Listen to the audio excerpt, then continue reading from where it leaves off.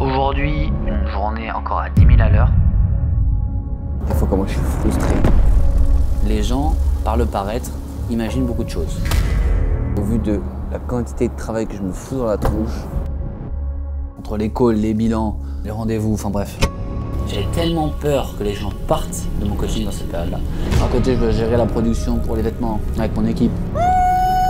Je bosse encore et j'ai un autre call à 23h. Beaucoup de Français m'ont délaissé, mes amis. J'aimerais que ça aille plus vite. A new way, baby, let's fucking go!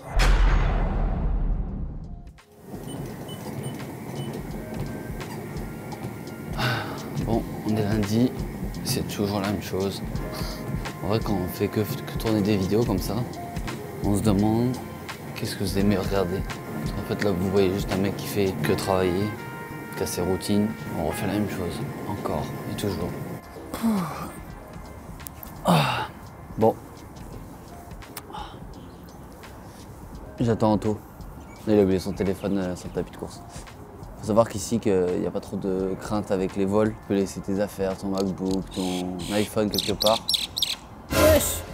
Et en fait, tu te feras pas voler quoi que ce soit. Parce que déjà, tout le monde en a un.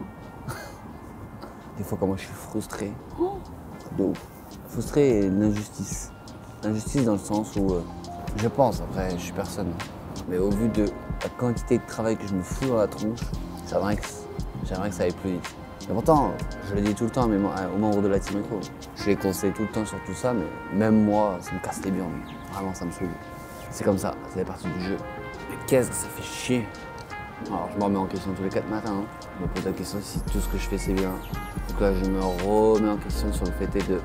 Non, c'est pas normal de bosser autant et de ne pas avancer dans la vitesse sur laquelle je voudrais. Donc on réfléchit et on trouve d'autres solutions.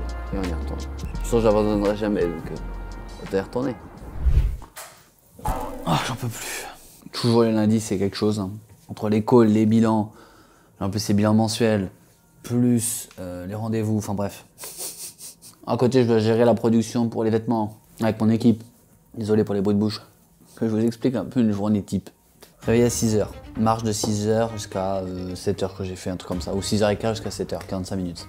J'ai commencé les bilans à 8h du mat. Je suis allé m'entraîner, séance bas du corps. On est rentré, j'ai fait à manger. On a mangé à midi et quart, parce que j'avais rendez-vous à midi et demi premier call. 13h deuxième call. De 14h jusqu'à 16h bilan. Non, 15h30. Un call, 16h, un call. Là, je suis reparti sur les bilans, il est 17h10. Une fois que c'est fait, j'ai encore un autre call à 19h30. Je bosse encore et un autre call à 23h. Je vais tout faire pour avoir fini avant mon avant-dernier call pour pouvoir souffler un peu, aller dehors un peu. Parce que là, ça commence à être showtime, baby! Bon, pourquoi ça me prend autant de temps de faire les bilans? Je suis sur les bilans depuis vendredi. Vendredi, samedi, dimanche, lundi. J'ai entre guillemets la chance d'avoir un peu de monde en tant que patient, sauf que c'est beaucoup de gens avec des pathologies. Donc à chaque fois, j'échange. Coucou. Salut toi. Salut mec. La plupart du temps, on a des personnes avec des pathologies. Donc ça prend pas mal de temps parce qu'on a les comptes rendus avec nos échanges, que ce soit avec le personnel de santé et le coach. Et en plus, on a toutes les datas, mensuration, poids, ressenti physiologique, ressenti physique, fatigue, stress. Enfin voilà, tous les indicateurs qui nous permettent de mesurer un peu où on en est. Donc c'est beaucoup d'échanges avec mon personnel, beaucoup d'échanges entre coachs, beaucoup d'échanges avec les personnes qu'on encadre. Alors la charge mentale ça va, bon je vous avoue que je pense que vous avez vu dans les dernières vidéos, on perd un peu, on est un peu bancal. Parce qu'on a trop de ce qu'à gérer. Allez, je retourne bosser, musique en fond, et on y va, let's fucking go. Je me donne 1 heure, let's fucking go. Yo, let's go. Oh, yeah, c'est le bordel, ouais, c'est le bordel, ouais, ok, ok, 2, ok, 3. Woo! Oh my God. Another 24, I gotta go, cause I what's the hats on the tracks? Shake 'em up, shake 'em up, shake 'em up. What the fuck?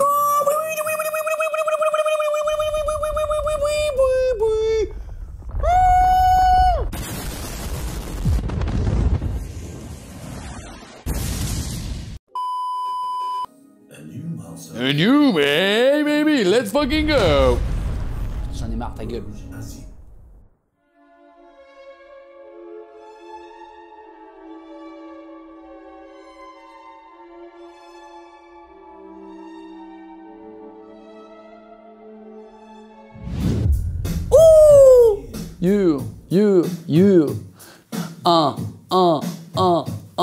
J'en ai marre, ouais, j'en peux plus, je fais que bosser, mais c'est pour une bonne raison. Et ouais, j'ai une tête de con, mais je relâche pas, je ne la lâche pas. Je ne mâche pas, non je ne me mâche pas. Quand je mange, je mange. J'ai pas le temps, mais je mange. Je mange du boulot, du travail, hein. J'en peux plus.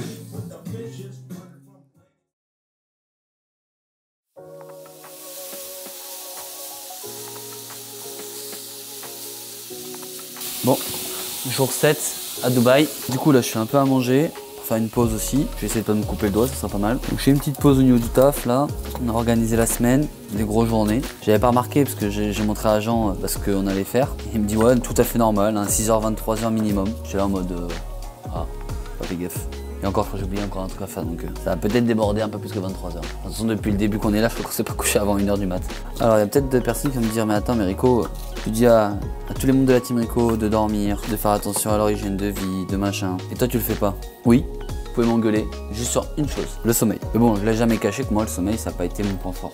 Comment j'en suis arrivé au fait de pas beaucoup dormir? Quand j'ai commencé au Canada, déjà au Canada, à Montréal, enfin à Sherbrooke exactement, j'étais pas dans la meilleure des formes. Dans le sens où il faisait froid, moins 40 degrés, je me sentais seul, énormément seul. Rien de très sympathique. Au Canada, je me sentais pas très bien.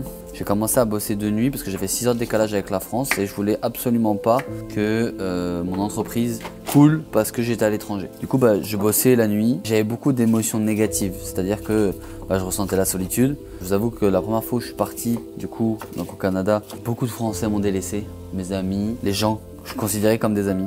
Beaucoup de gens se sont dit, ça y est, il va vivre son rêve, vas-y, on s'en bat les couilles. Désolé du terme, mais ça a été ça. Donc on m'a laissé.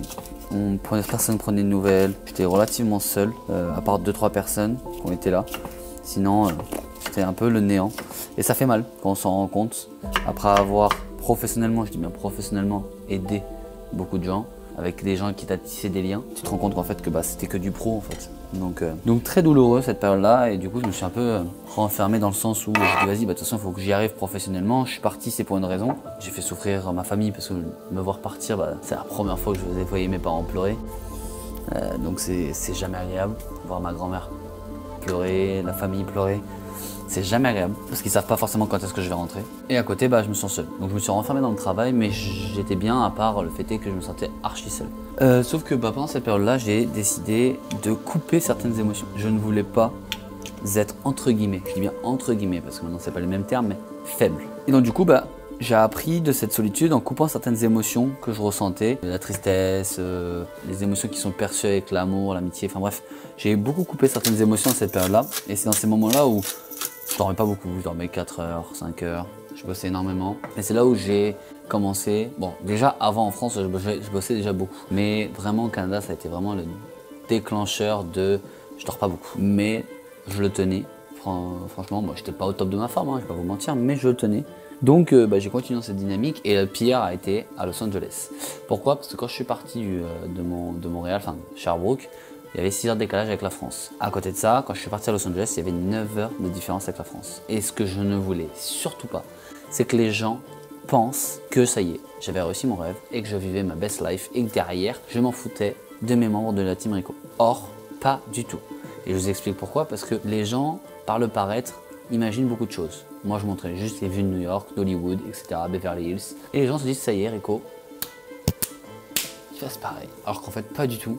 C'était un calvaire pour moi parce que je cherchais un objectif de rester aux États-Unis. Et en plus, j'avais tellement peur que les gens partent de mon coaching dans cette période-là que je posais mon téléphone sur le deuxième oreiller, parce que j'avais un lit double, deuxième oreiller, et je le mettais en on pour entendre chaque sonnerie. C'est-à-dire qu'il était 2h, 3h, 4h, ça, peu importe. Je devais avoir le téléphone à côté pour répondre, pour être sûr qu'ils se disent « Ouais, le mec, il est là, même à 9h de décalage, il est présent. » J'en étais rendu à ne pas dormir. Donc je dormais 2h, 3h, j'étais éclaté.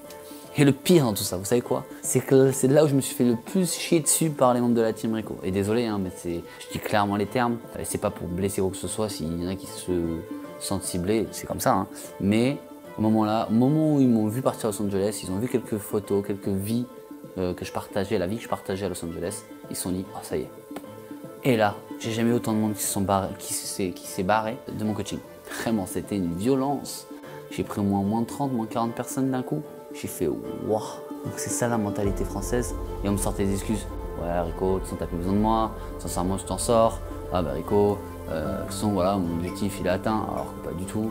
Enfin bref, des trucs comme ça. Donc, et je suis pas rancunier. En vrai, bon, je le suis, mais pas là-dessus. Genre en soi, j'ai compris qu'en fait c'est comme ça, c'est la vie et que bah il fallait que je perde des gens pour en retrouver. Et puis c'est comme ça, c'est le coaching. De toute façon, c'est le cycle du coaching. Sauf que quand tu es fatigué, que tu fais tout pour que justement personne ne parte parce que tu veux être au petit soin des gens et que derrière tu as le revers de médaille. Et là tu commences à bégayer hein, parce que Los Angeles c'est super cher. La vie de Los Angeles c'est super cher. Et là tu dis oh je perds 40 personnes d'un coup.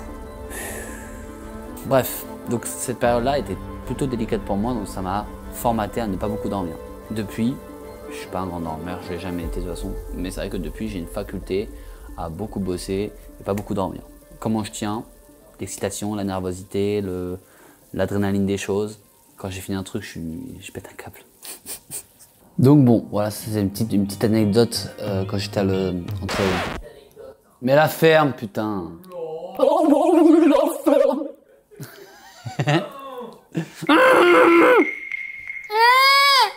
Donc la transition entre Sherbrooke et Los Angeles n'a pas été facile du coup, puisque bah, comme j'ai dit, les aléas de la vie font que moi j'étais omnibulé par le fait de ne pas perdre des clients pendant cette période-là. Or j'en ai perdu énormément, mais c'est la vie, c'est comme ça a été un apprentissage. J'ai appris qu'il fallait pas que je sois dépendant des membres de la Team Rico, parce que justement ça servait à rien. Je me rendais malade à pas dormir pour qu'à la fin en fait tout le monde se barre. Pas parce que franchement j'avais rien changé d'habitude, vraiment rien.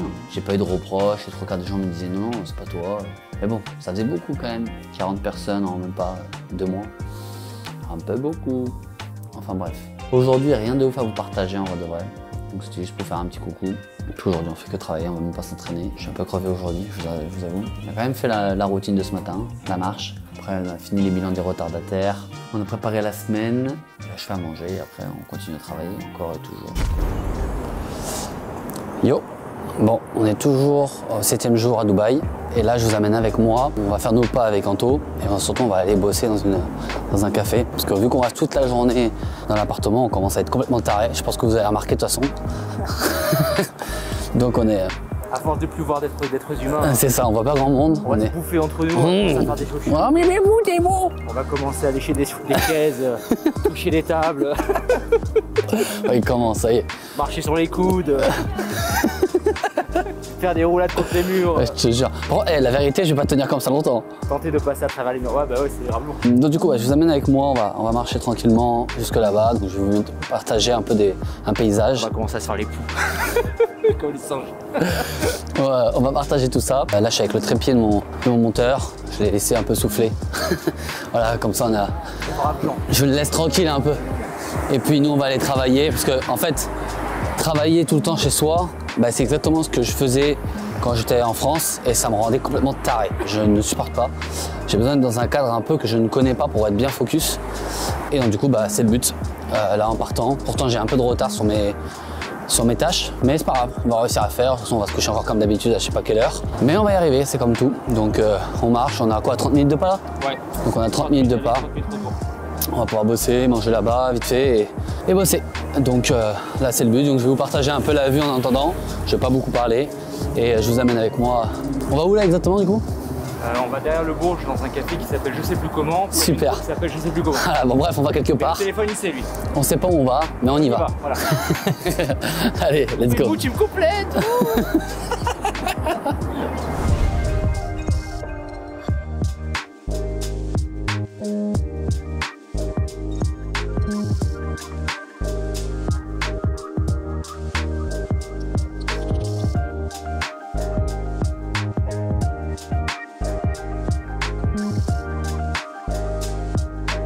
Bon, on arrive bientôt au café pour pouvoir bosser. Comme vous avez pu voir sur certaines images, bah, le cadre est ouf.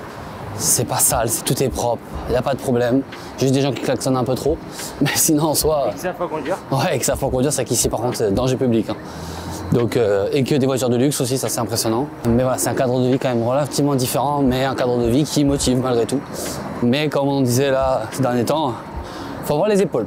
faut avoir les épaules, c'est pas fait pour tout le monde. Bon, de toute façon, je dis pas ça pour me la péter ou quoi que ce soit. C'est juste que, bah oui, c'est pas facile tous les jours et qu'il faut avoir les reins solides pour pouvoir tenir ce genre de cadence. Donc là, on va arriver au café, on va bosser, je vais poser le trépied, je vais faire mes trucs, j'ai pas mal de choses à faire.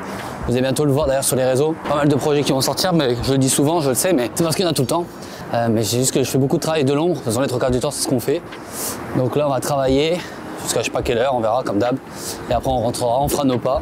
Donc c'est le but aussi, c'est qu'en marchant comme ça, c'est que justement derrière on optimise notre temps entre marcher. Le fait de marcher justement pour faire nos pas comme d'habitude. Bon, je pense qu'à la fin de la journée on sera à du 15 000 pas en moyenne, donc c'est pas mal. Et à côté on aura bossé, on aura fait nos tâches. Allez, let's go.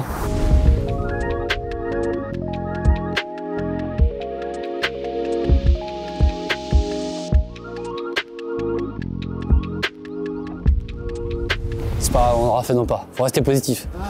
On perd un peu de temps, mais au moins on fait nos pas. Et puis pour voir un beau cadre quand même.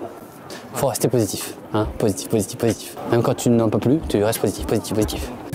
On est arrivé au café. Après un peu plus de marche que prévu.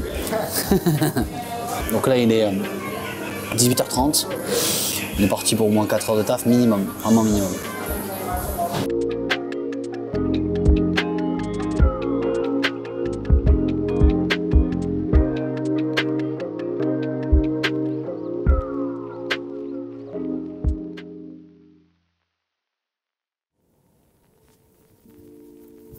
Je sais même plus quel jour on est, jour 8, jour 9. On est quel jour?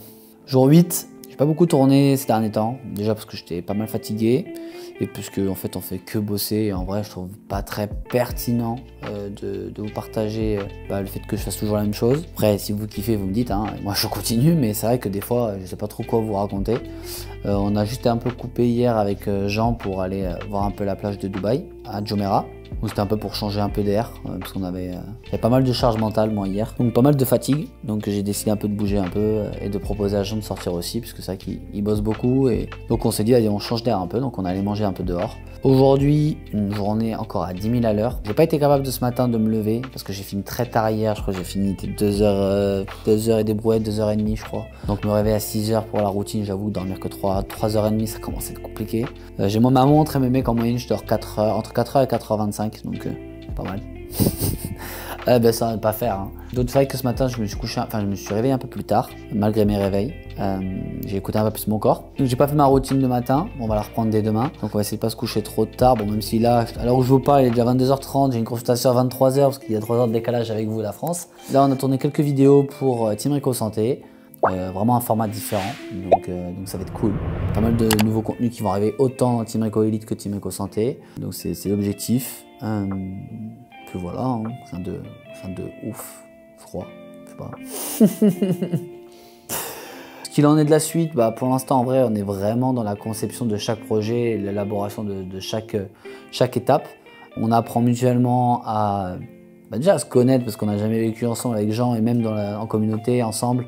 Et surtout déjà il y a ça, mais aussi le travail qu'on essaie de fournir. Ce week-end on va se poser, on va structurer autant son agenda que le mien pour vraiment trouver un équilibre et un plaisir à faire les choses pour pas que ça en devienne une punition. Donc ça va être un peu le but de ce week-end pour toujours garder un équilibre de ok, on a du travail certes, mais faut pas s'oublier. Donc même si vous n'avez pas l'impression pour vous, parce que voilà, je vous partage que du travail, on arrive quand même à chaque fois à se dire oh là on va se calmer, on va faire autre chose. Donc, et puis on est plusieurs, donc ce qui fait que on a toujours, s'il y en a un de nous qui est en mode ouais viens on souffle, on le rejoint comme ça nous fait souffler aussi quoi. Donc rien de ouf à vous partager, pas de vidéo en mode vue extraordinaire ou quoi que ce soit. On va à l'essentiel pour les plats, on va à l'essentiel à l'entraînement, on va à l'essentiel de tout.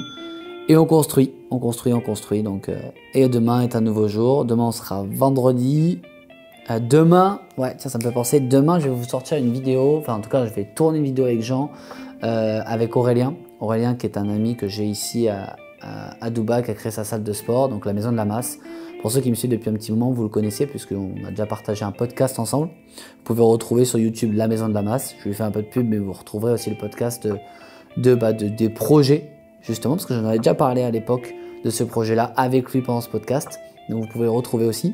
Et demain, on va tourner une vidéo où il voulait absolument qu'on tourne une séance de mon domaine d'expertise. qui est la préparation physique. Lui qui est plus tourné dans le bodybuilding. Et donc du coup on s'est dit, bah tu sais quoi, là on va faire une séance où lui il veut faire ça aussi pour son YouTube.